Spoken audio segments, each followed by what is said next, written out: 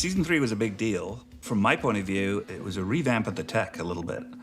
We introduced a new version of the software, the rendering software. There was a big visual jump, quality jump in Season 3. It was a statement of this is where we are now, and we've come on, and the software is better, the hardware is better, our people are better.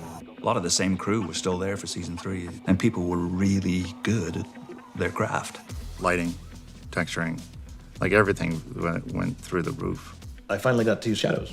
For 2 seasons, I'd been told to turn off the shadows button. I mean, that was the thing that made it look different. I mean, you watch that first episode and it's just it blows my mind now. It still looks better than a bunch of stuff that's on air now, and it's 20 years later. When I started, it was ReBoot Productions, and then by the time we got to Season 3, it was Mainframe, and Mainframe was a bigger company, and we had multiple production lines going. It was exploding because ReBoot had hit the airwaves. Everybody was like, you know, just so excited. The success of ReBoot allowed for us to receive some renown, and so we started to get a lot of unsolicited applications. There must have been 100 people in the building. The facility as a whole was producing about 52 episodes a year. Mainframe in that year did more computer animation than every other studio combined. We control YTV. All of our shows. Beasties, War Planets. Yeah. I mean, they ran them all, and we couldn't have been a happier network relationship. Mainframe had a Monday to Friday strip. Reboot Beasties, Reboot Beasties, Reboot Beasties, however it worked. And I said to Chris Brett, like, look, you got a strip at YTV. Like, that doesn't happen very often. Bottom line is YTV came and saved the day. I don't know. If it was on ABC, it would not have been anywhere near what it was. Right. And people said, you know, it's a children's show and whatever. But our initial market was growing up. I think they just came along with us. In some parts, it might have been a little bit too dark, but I really did like the shift. I think Season 3 is the best season. I wasn't as concerned about where they were going with Season 3 because I knew the writing chops, and I knew, like, when we look at the outlines of where they're trying to go, you know that it's gonna have the same quality. And these characters are so well loved, they will be followed. You know, there is, like any series, it has a limited ideation you can do. I mean, how many games can they play? How much can they fight? So this was just such a beautiful evolution of what the storytelling would be in so many crazy ways that you can explore that. Do you know the tablecloth story? It's the most creative 3 or 4 hours I've ever had in my life. So we were in LA for some reason, and you were in LA for some reason. Well, you lived there. No, I know, but we were going to go, we were going to the airport. You're going to the airport, so we're killing time. We're killing time. So we go to a steakhouse in Santa Monica. It has one of those white paper tablecloths, and I don't know what starts it. Whiskey, brandy and cigars. Brandy, so it's one of the old days when you're able to smoke cigars inside the restaurant. So we're having steak, brandy, and cigars, and we start talking about Season 3. Season 3. So I start listening to what's saying because I want to have at least a basis on what we're going to go with this thing. So I'm writing I have nothing else. So I'm putting it on the tablecloth, and it just keeps going. The story keeps going. So what happens is that because it's a tablecloth, there's only so much space, and it's wine stained or coffee stained, wine stains. It's just a big mess, and I start folding it. So it's the back, so I'm writing on the back side, and then I take this piece, I do over here, and then it comes over here, and the whole thing's just going, and they're going back and forth, and this thing's moving. We did every episode in that. Yeah, literally broke down the entire season. Right there, and we had it on this crazy origami style, weird folded tablecloth, and I had to take the tablecloth back, and I had unfolded it a different way. So when I got home, I didn't know how to read it. You needed a decipher. I had to decipher it. I'm calling him up. Do you remember? And I'm trying to figure out the old folds. And of course, we're half in the bag, so I don't remember anything on this too because we've been drinking for 4 hours. Primarily, I was the hub executive assistant. So for Ian primarily, but for also Gavin, Phil, we were like family. So I think I was a bit of a little sister to the group, but I was also kind of a mom. So I was like, you need to eat. You know, have you had any fluids today that our healthy fluids. They had plotted out season 3, so we were in this in-between bubble where they were figuring out like problem solving, sort of the pipeline. So a lot of it was dealing with Kelly and Chris and getting software up to speed, and like they were doing the redesigns with the new software for all the existing characters. That was where we started, and then it was building into the new characters as we started script writing, and then it was the whole script writing, and literally I was writing the scripts. I had to learn how to type really fast because they'd be, you know, doing all the voices, and the guys would sit on the couches and Ian would pace around and we would come up with ideas, and then Ian would say, no, that's crap, throw it all out. And of course, then I would save it. So things were cooking. We were feeling good. IMAX ride film had happened. And we were, you know, other things were happening at the studio that we felt were as a consequence of, and that the momentum was growing. I think that the buzz for ReBoot, we just felt just confident all the time. There was a confidence in what we were doing that we felt there's no way this is not going to work. Everything was so much easier. That's why we could do it, right? Just life was easier as an animator and modeler and all that. We had a modeling department at that point, which helped immensely. The big idea in the studio was everyone should be a generalist in some sort of a way, right? Like, you know, I mean, the animators weren't just animators. They, you know, when you assigned them a scene, if there was a prop missing, then that animator had to make the prop for the scene. Sometimes the supervisor would make it for them and give it to them. That changed as we went along through the other series. After a while, people would start to specialize. I was almost completely computer illiterate when I started there. So we're talking like, you know, do you talk into the mouse? Tried to teach me computer modeling, but it was a very almost mathematical process then. They took me through a fairly extensive education modeling things. I made a couple models that did make it to the show. I made a sea monster that Matrix rides on. But they realized that I was just so painfully slow at doing this and had to pretty much, you know, bug everybody around me for information. So one day they called me into the office and, you know, does not meet expectations, you know, all these.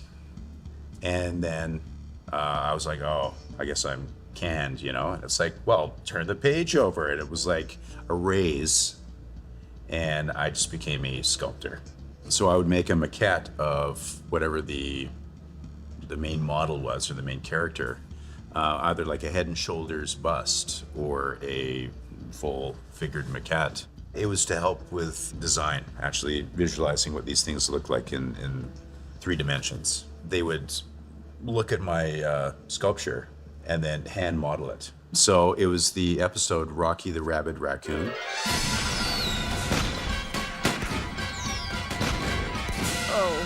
So I made a maquette of Rocky.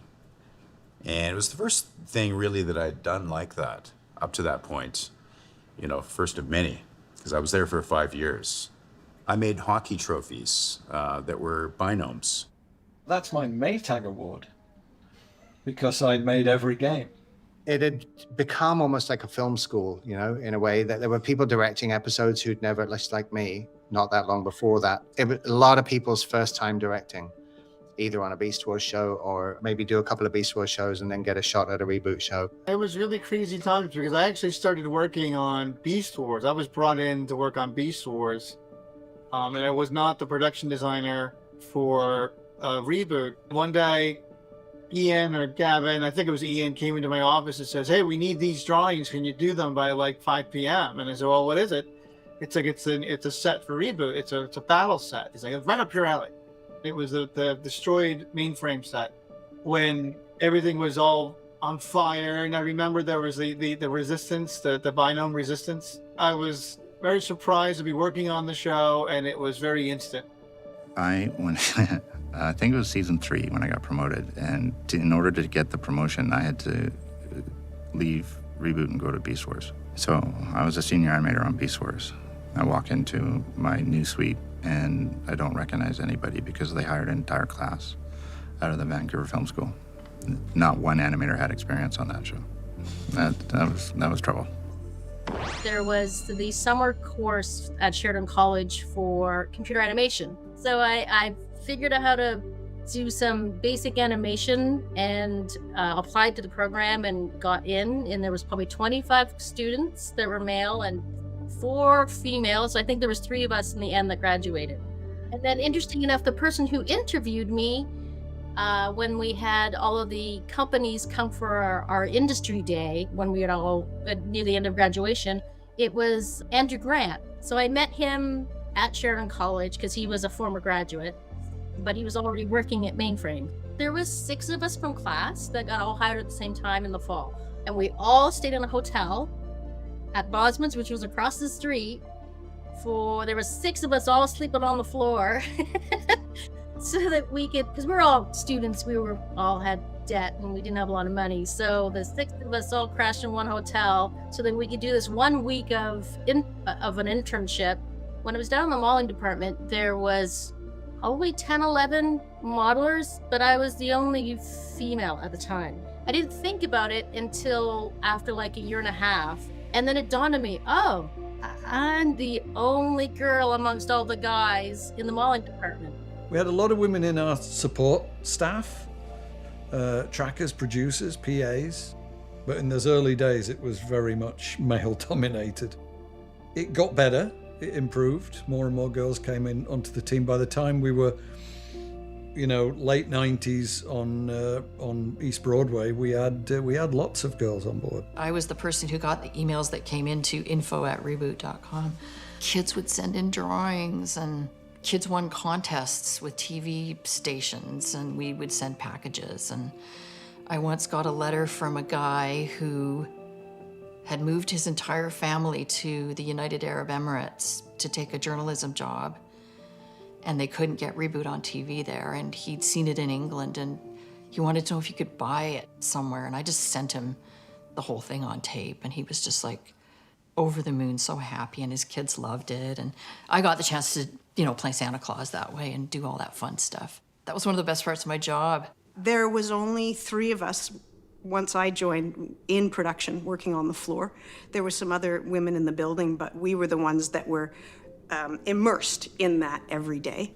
It was our job in production to just ensure that it got done on time and as on budget as possible. My job was to kind of like, can we animate this in 8 weeks? Can we light and render it in 8 weeks? How do we get all this material in? I remember we used organ donors at one point to deliver tapes because they couldn't be late. So we found an organ donor service and convinced them, if they weren't too busy, to because that was the fastest way these people run organs across North America, to deliver our tapes for broadcast. I mean, it was crazy. Some of the meetings happened at the strip club across the street. And so the guys would come back, on a Tuesday morning, and they had been at the strip club and they had actually made some decisions about some things. And I was like, well, why are you making decisions there? I mean, how come I wasn't involved? So I dealt with that by just starting to go to the strip clubs with them. There was a lack of awareness around, how having a meeting in a strip bar would make women feel. Yeah, I had always worked in male-dominated industries, so I had learned to just sort of go, yeah, whatever, that's how it works, and if you want to be part of the thing, you go. Oh yes, we had a table. Yeah, we had a table. We had a lot of meetings at the Cecil. That's Cecil. See, there's a reference that the kids wouldn't get, and kids and grown-ups who were outside Vancouver would never get. But anybody who lived in Vancouver would be like, hey, wait a second, is that guy named after a strip club? And yes, he was. Named after a strip club and hangs from a brass rail, because it was our favorite pub/bar. And they did a great burger.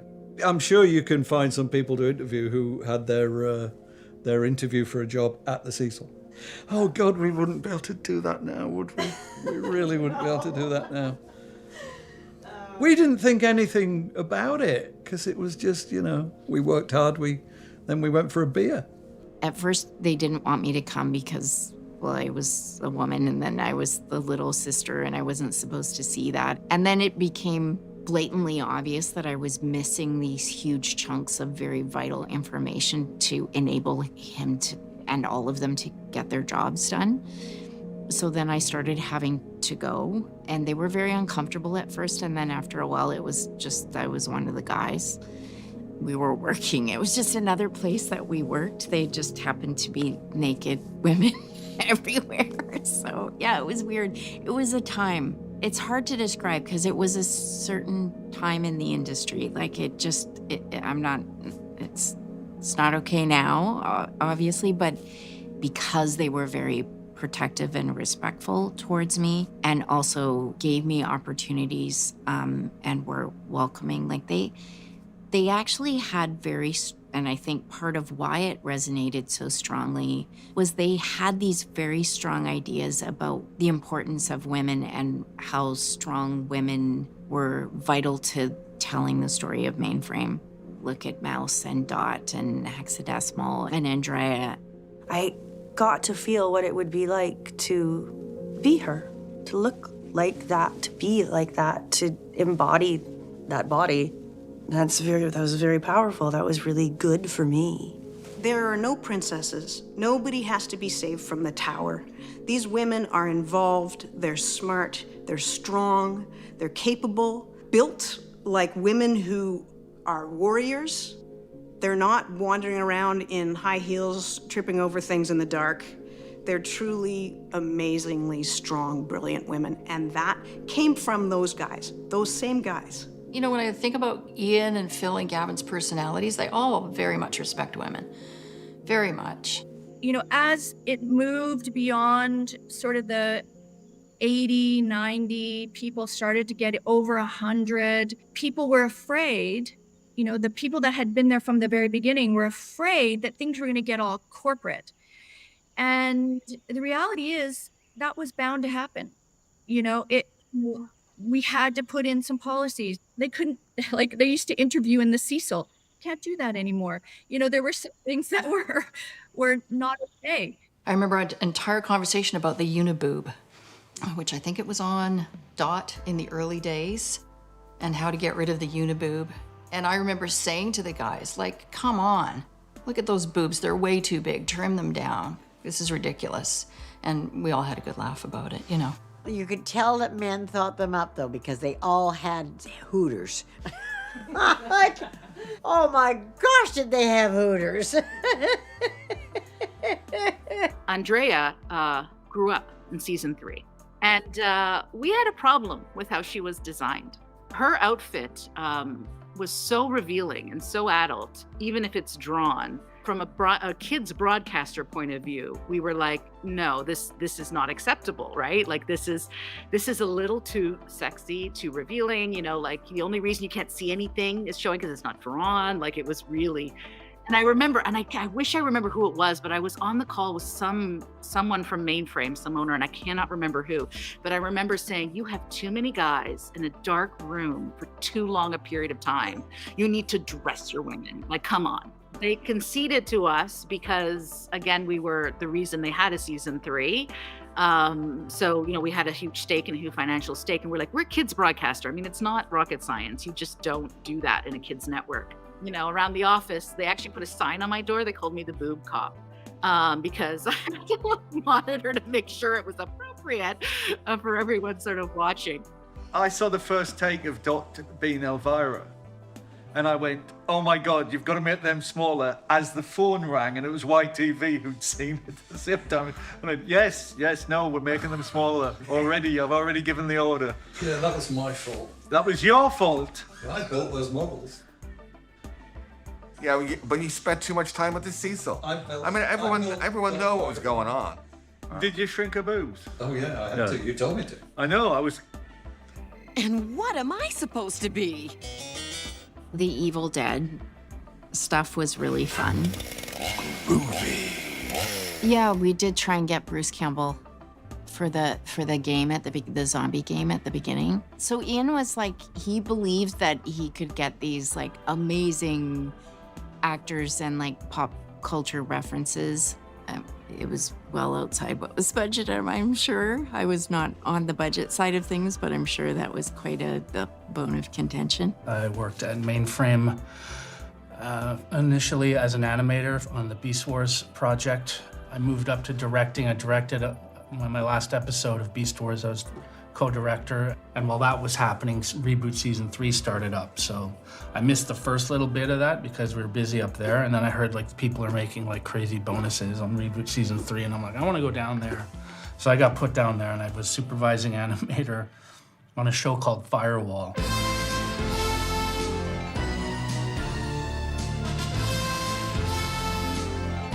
Big James Bond fans, me, Ian, Phil, all big James Bond, and Bob Buckley, classic James Bond, Sean Connery James Bond.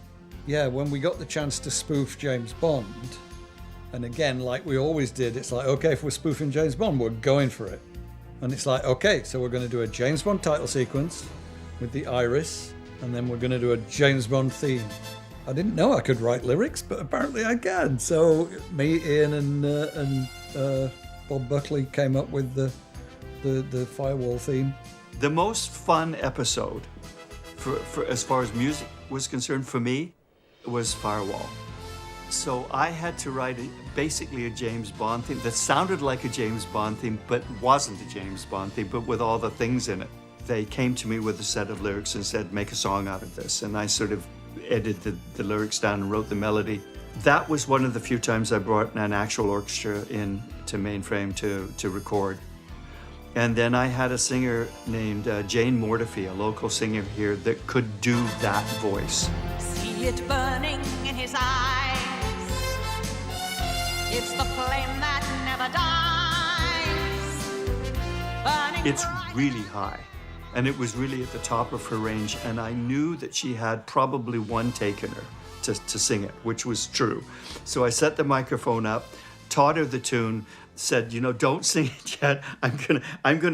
This is probably gonna be the first take because you need to hit that note, right? And that was it. I did 3 takes with her, but 90% of the vocal was on the first take.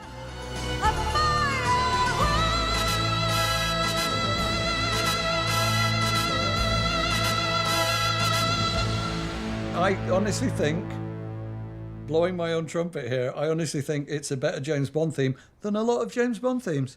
It was 23 weeks in production, which was like, I think 3 times what we had budgeted for an episode. From the outside looking in, it was a disaster. It took about 4 months to get made. I don't think anything took 4 months at that time. That one took 4 months. I know it for a fact. Well, I didn't know about that. Yeah. Because you kept on firing everybody. Just saying. And so it took about 4 months to get made, and it was one of those things that just seemed to look like it was getting away from you. And there was chaos around that. I just remember chaos around that episode. Is that why I was sent in to fix it? Yeah. Oh, right. There was total chaos around that episode. And we told you the whole scene. I remember now. The first act was 22 minutes long. Yeah, something. 3 minutes long. Yeah. Oh. Yeah, there was lots of trouble. He's right. It's weird. I was talking about perception, and from my point of view, Firewall was like a joy. No, but for me, it was you guys. My perception was a disaster. I don't remember who the writer was on that one, but we ended up rewriting it, and we were up all night long. I managed to get them to finally sign off on it so that I had an hour to print up the scripts for the record session. And I ran over to Pinewood with these scripts that were still hot and delivered them to the actors who were waiting for them at the record session. I first directed on Transformers, and then I directed Firewall. It was a very highly watched script that a lot of directors wanted to do. I think it was Ian, I don't know who picked me. And I actually remember going into his office or somebody's office and saying like, why me? I think everybody wants to do it, why me? And the answer was, because you're going to make it playful and funny, not violent. In the middle of that, I actually went to California, to ILM, Michaela was gone. Ian basically was directing that with me in the suite. I never saw Ian, so I would come in from 9 to 5, and in the morning it'd smell like cigars in the Avid because I knew Ian was in there all night cutting stuff or whatever, and then he'd leave some notes and I'd take care of that during the day and he'd come and do what he did at night. And yeah, I worked on that. I'd clean up shots, I'd animate some stuff. I did the opening sequence, I think, with the James Bond song, etc. And yeah, it was good times. The problem is nobody would go, I'm deleting this. So that's why I get hooked out of my office, because I don't care. Yeah, so there was all this trouble around Firewall. And then you see it. Well, first of all, you get that opening sequence. And that just stops you dead because you get this big musical number opening. And new animation with the characters, and it just tells me now I'm looking at something different. Now I'm not watching a show anymore. I'm not sure what I'm looking at. I'm watching a movie. I'm not watching a show. That's the first part. And then, like I said, that end sequence when the Firewall kicks in.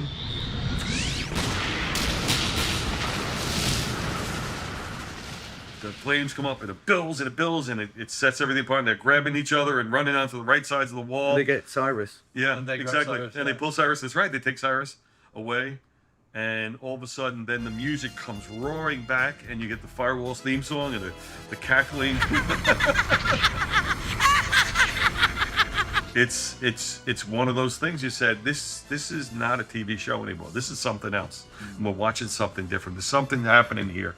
And when you know about all the mess that was in front of it, and this thing that comes out so beautiful at the end, you realize that all the craziness and effort is for the better in what the shows are going to be.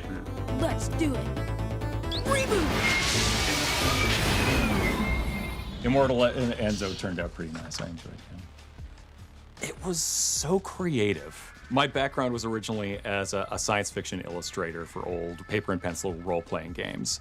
Coming up with cool ideas for things was my jam. That's what I did.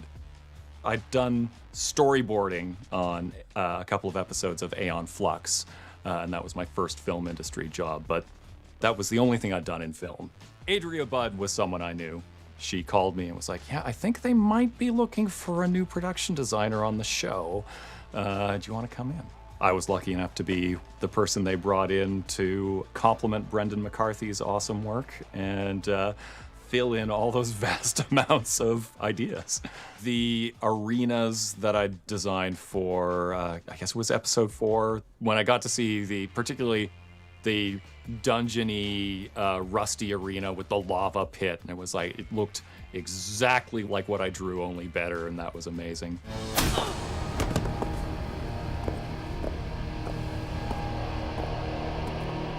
I think when the show goes dramatic in some very big ways, I still kind of get the chills.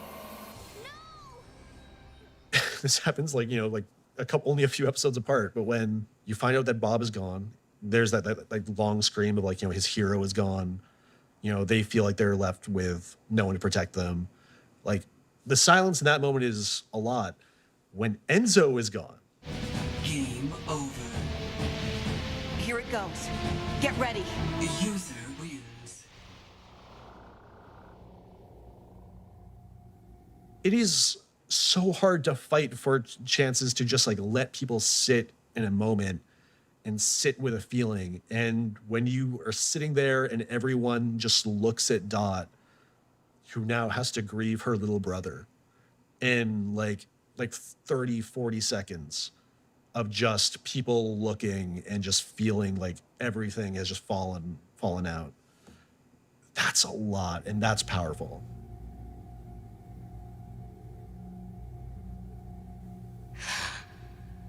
Enzo. No.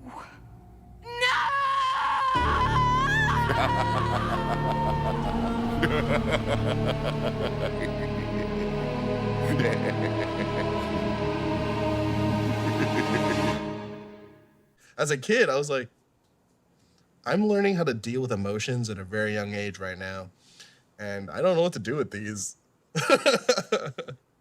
The Enzo's Eye thing is very strange. It started as a one-off. You know, we did Identity Crisis and we had teenage Enzo with a scar. It's like, give him a scar, because scars are badass, and he's a badass, so give him a scar. And then later it's like, okay, he's wearing an eye patch. And I believe we put the eye patch on the same eye that the scar was on. So it's like, okay, now you've done it twice. Now you've referenced his eye twice. It's only funny till someone loses an eye. And then it's like, okay, now he's in the Mortal Kombat game. He's going to lose an eye. So it should be the same eye. And suddenly what started out as a one-off gag, which became a two-off gag, and now it's a thing. They'd had this one version of the show this whole time, and it was pretty radical to be like, we are going to have a break after, I think it was episode 4. We're going to throw our characters in a new place, jump several years in the future, have Enzo and Andrea grown up, jumping between different computer systems. It was a really exciting idea, and no one did stuff like that in TV back then. It was very dramatic, but it was big, and it meant there was a huge amount of work to do. All of a sudden, you're in a whole new environment every week. A new GameCube and a new system, and you've got to design all that. There were so many characters, monsters, everything. It was just the workload on creative design just like skyrocketed for that season. There's no Guardian here. I'm Matrix, the Renegade. And season 3 was when I started directing. That's been my career since. You know, I've directed for many more years than I've animated. I couldn't animate my way out of a paper bag today. I had just such a battle with Ian over the opening credits of Icons because it's the first time you see Enzo as Matrix. Entire life, I hated spoilers before they were a thing. I never watched trailers, and I was so excited to have the episode where I get to spring the surprise on the audience. That what happened to Enzo? He grew up and he's a badass. The first shot of them coming out of the GameCube is like this slow pan across the ground. You see Frisket, and then you see Matrix's foot, and you pan up. You're like, who is this? Like, blah, blah, blah. You reveal. You're like, and then Andrea comes in and says Enzo, and you're like, oh man. Ian's like, okay, I cut the opening, and it was all clips of Matrix running around. Enzo being Matrix, and I was like, you can't show this. When people saw that for the first time, they must have been so confused. Like, who is that? What's going on? Ruined.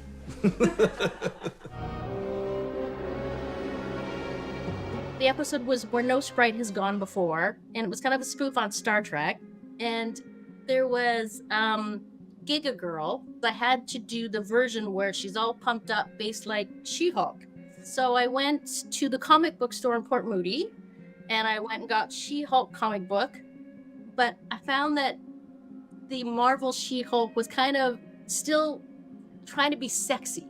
And I didn't want it to be sexy. I wanted it to be like this real powerhouse. So then I went and got some bodybuilding magazines.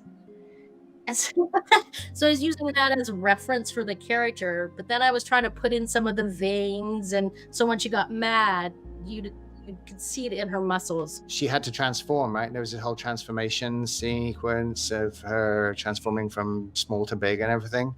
And I was like, well, if this is Star Trek, if we reference Star Trek, they would have jump cut and put a really bad sound effect on it. Maybe I should call you Slim. There's a shot in that show that was the highest poly count of any show Mainframe had ever done. I think it's got all of the superheroes in it, all in one shot, all at the same time. And it was something like 16 million, which for us at the time was like inconceivable.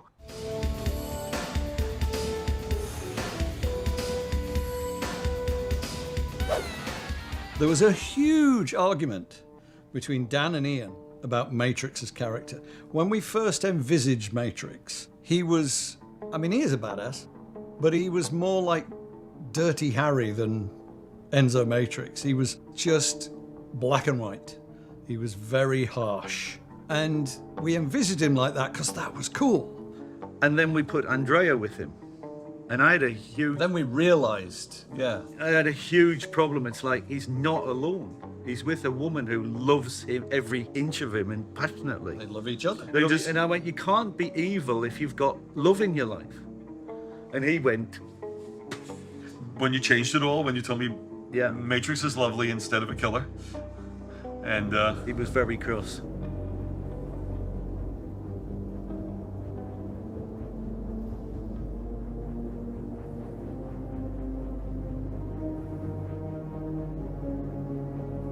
Yeah, we talked about how dark he would get.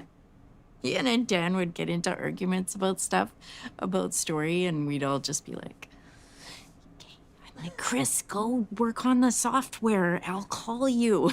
And he would sneak away, and they were busy yelling and throwing things. And yeah, it was good. You were right.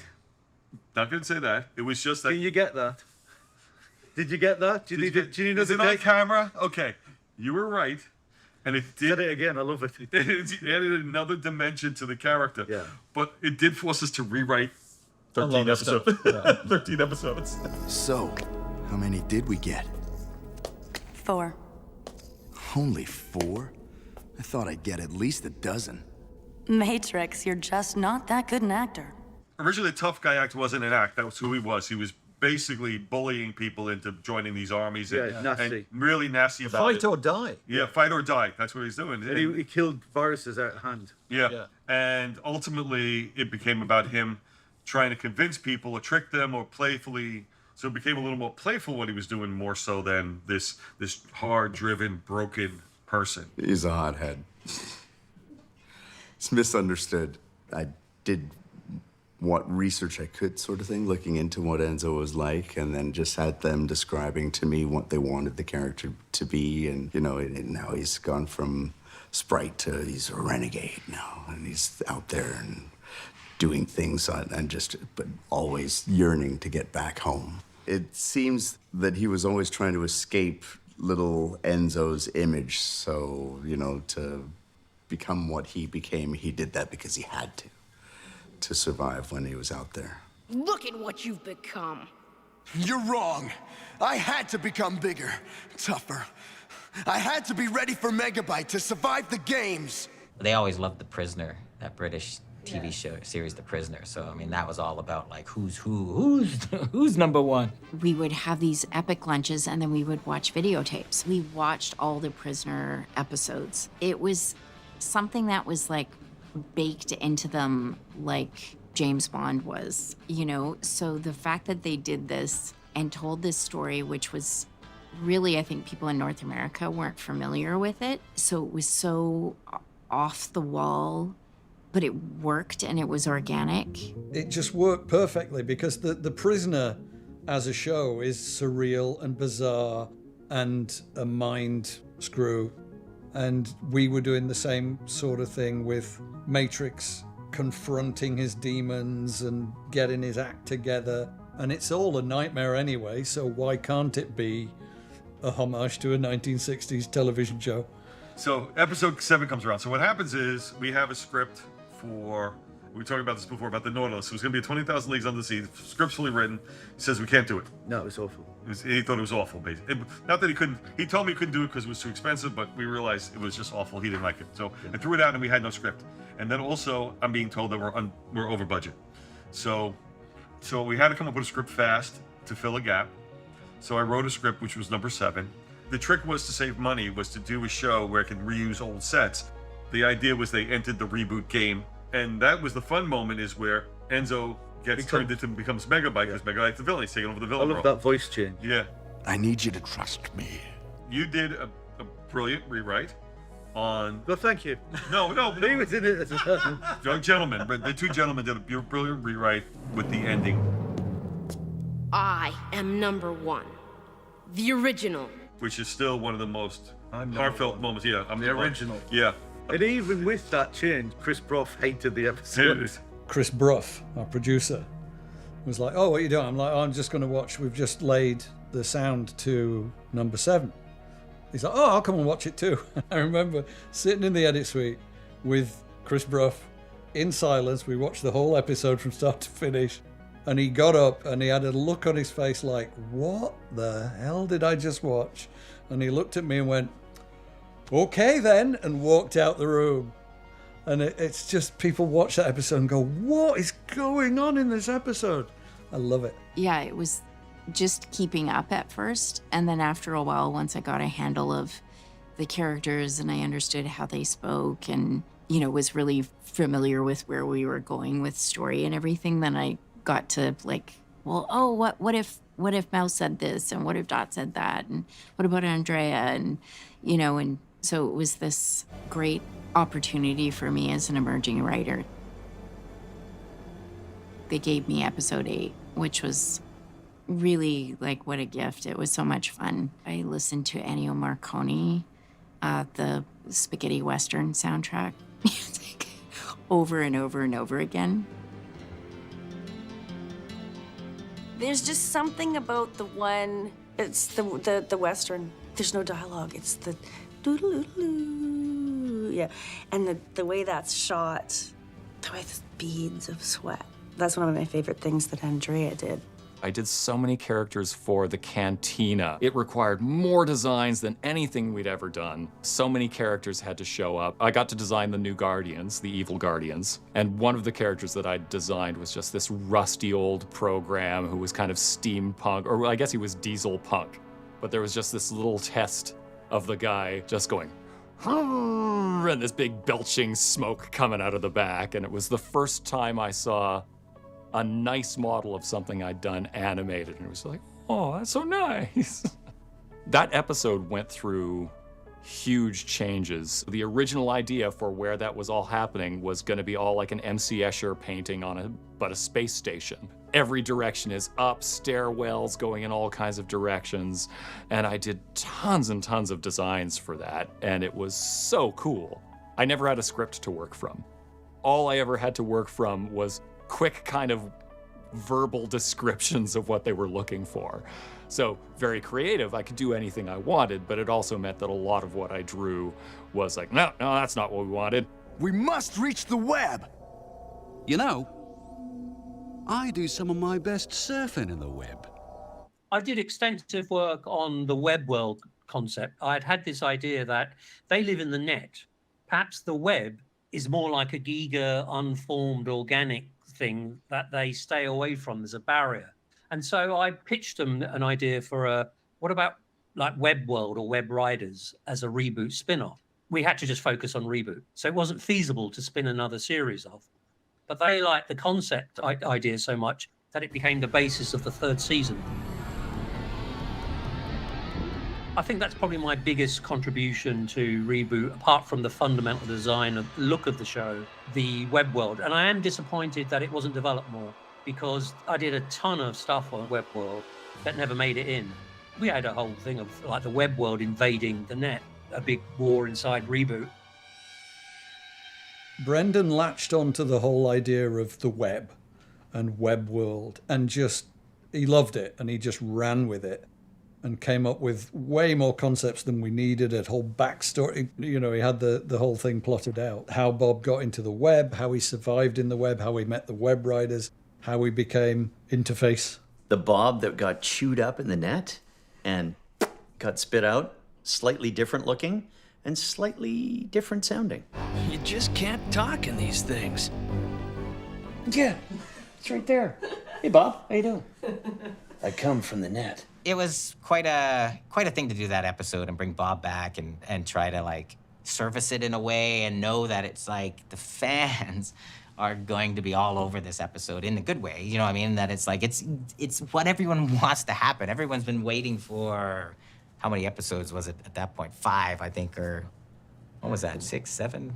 And there were posters on bus shelters saying, we got to look for Bob, and Bob's in the net, and oh, I'm sad that Bob's not here.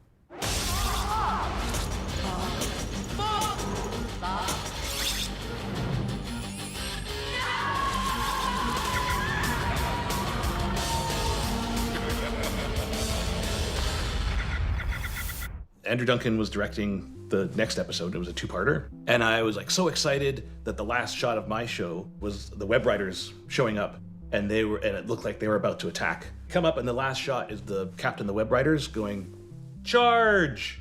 Cut to black. Oh, perfect.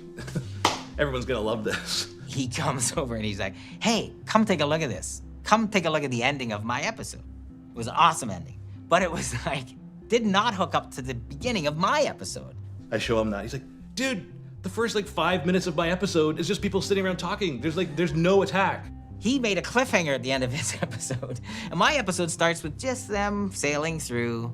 Like, what are you doing? I'm like, oh no, it's great. It's gonna be great. Look at the perfect ending to my episode. You can't do that. He runs to Ian. He's like, Ian, Ian will decide how this is going to go. It's not up to me. So I squealed. I was like, oh, I got called in and it was like, you gotta change it, so. We used to have a big paging system in the building at the time. And it was just like, Zeke Norton to Ian's office, Zeke Norton to Ian's office. And I was just like, oh God. And I remember when he walked by my Avid, he just looked in at me like that, and I just looked at him, and I was just like, oh God. I think we ended up just having him, like, the web writer just like holding up his hand and being like, yeah. We're gonna attack in an hour or two. My favorite story is actually the last episode. Uh-oh. My favorite story. And I think it's you, Gavin. I think you're the one who says it. Uh-oh. I don't remember who's, because we're in a room and we're screening the final episode where the system falls apart and we come out of the system and we hit restart. Uh-oh. And the system rebuilds. And we're in the room and I forgot who's in there, and we hit restart and the room is pretty quiet, and then somebody says, hey, we probably should have said reboot. Oh dear, my finest hour, or mine and Phil's finest hour. We made the dumbest call because we were being too real. We were like, no, when you restart a system, it says restart, it doesn't say reboot. We actually sat there and had the conversation of saying, should it say reboot? Yes, no. And we were like, no, because when you restart a system, it says restart. And we're like, okay, let's do that. And as soon as Ian saw it, and this is an example of how fast things move, as soon as Ian saw it, he was like, what? Why doesn't it say reboot, you idiots? You know, we were like hack and slash to his megabyte. And I was like, you idiots, it should say reboot. And it was too late. The masters has already been struck. The tapes were already on their way out the building. So that's how fast things move. And that's how stupid we were. Because it should have said reboot. Idiot. That's not what actually happened. What? It's not? No, I know that. I'm so pissed off with myself. This is when you're a tyrant and people listen to you and don't question you. I said, and they pressed the thing restart as a joke, because it should have obviously been reboot. Yeah. And nobody questioned me. They just went and did it. Oh, is that what happened? Yeah, and when I saw it, I nearly died. Because I heard somebody say it once, and I'm like, what are you looking at me like that for? Because you just let me off the hook. Because I thought I f***ed up. No, it's me. I f***ed up. No, I said it, and for 30 years I thought I f***ed up. Why is it not saying reboot? You said, because you said say restart. And I went, I was being facetious. I was being funny. I was being... That's how Iron Man got those from I am Stanley. vindicated. I've been blaming myself all these years for that. There you go. For being too pedantic about, no, And when that's you even better than me restart telling computer, you it it's said right. restart. Yeah, no, it's my fault.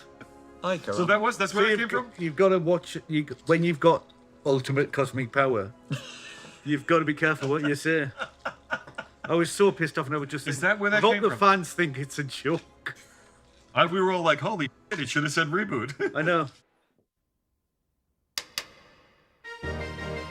Ken Pontac, who is a crazy person, but an absolutely wonderful guy. Dan knew him. Dan, I think, had worked with him on Bump in the Night. And he brought him in to write an episode. He wrote an episode which turned out didn't work for us, for whatever reason. But he'd written the recap song in the episode. It was part of the episode, the script he wrote. And it was phenomenal. I mean, it was pretty much word for word as it is in the finished show. Cool. I get to write the final show of the season for this thing. I was really excited. They had a very specific story in mind at the time. And so I knew what I had to do. I just had to flesh it out, learn a lot of the lore, understand the backstories, and write a song. I love writing songs, so that was just icing on the cake. I have written in the past songs to the tune of Modern Major General from Pirates of Penzance. That's just a fun thing to do a parody version of. It's fast, it's got a lot of words in it, and it really gave me the tools I needed to recap an entire season. One of my favorite lyrics I've ever written in my life was when Bob went face to face to face to face with Hexadecimal, his chances for survival shrank from small to infinitesimal. His chances for survival shrank from small to infinitesimal. There was an animator, his name was Jeff Kappelman, and we used to call it Kappelmation because he had a style of animation, really, really good, but it was a style. And I had this one, we were struggling to get the show done on time. So Kappelman became available. So they were like, here, give him a shot. So I was like, I'm gonna give you this shot with Bob. And it's Bob coming dancing down and there's all the guys on the side and he's doing these crazy moves. And it was like, that's all Kappelman added all that in. But it was one of those things where it was like, as we were watching it afterwards, we were like, does Bob seem too animated now? You know what I mean? Compared to how everyone else is animating him. So what we did is we ended up, the shot beforehand, Bob's there and we had these things falling down and miss him. So I like hit him in the head with that thing. So that's what we did. Bob gets hit in the head with one of the pillars that falls. You see it spin him around a little bit. And then he's, you know what I mean? And that's why he's like, that was our way to kind of like hook it together. It's like he had to get hit on the head to dance like Kappelman had him, yeah. And now we're back together, everything is out a little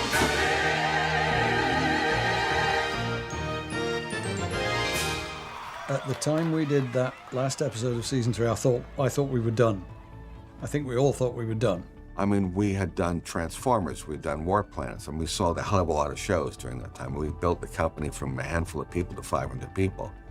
I mean, you never say never in this business, but at that point in time, we thought it was the final episode of Reboot, which is why we let Bob and Doc kiss. Otherwise, we would never have allowed that. Because that's the kiss of death to a show. If you let the two leads, the will they, won't they leads, if you let them kiss, well, it's game over after that. We brought everything back and we brought the kid back and everything's happy, and we did that phenomenal musical number. We told a good story. The 4 arcs thing worked really well. The show looked amazing. And then we did this big finish and everybody's happy. Season 3 was so spectacular. It had a clear path.